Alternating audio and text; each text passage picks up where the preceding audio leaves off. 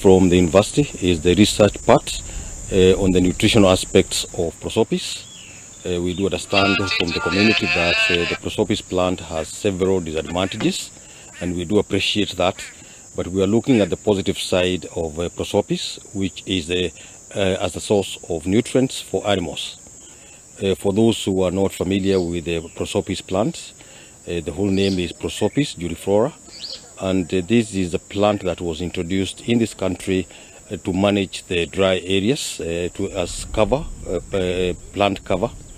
And since then it's become more of an invasive plant than what it was intended to do. So mambo ya prosopis imeleta changamoto sana.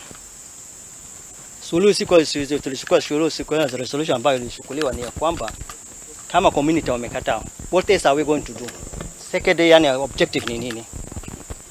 Ikasemekana hii kitu itumiliwe kama charcoal burning. Wakati wa mvua unakuanga na mosquito bites. Lakini kwa beta kuna at times wakati wa ukame pia sisi tunakuliwa na mosquito. Hii mosquito imeletwa na nini? Hii imekuwa inahaba mosquitoes pia. Waniha maamanika. Kalaza imekuwa common area.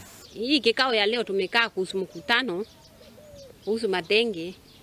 Pile wataalamu wameona watatufunza utaalamu hata sisi yenyewe tuweze kupaitika kwa hii Mathenge. Sisi tuwezi sema la, tumekumbali. Lakini kukumbali hata nyinyi muwe mmejua chetu kimepotea, tunaweza pata aje usaidizi.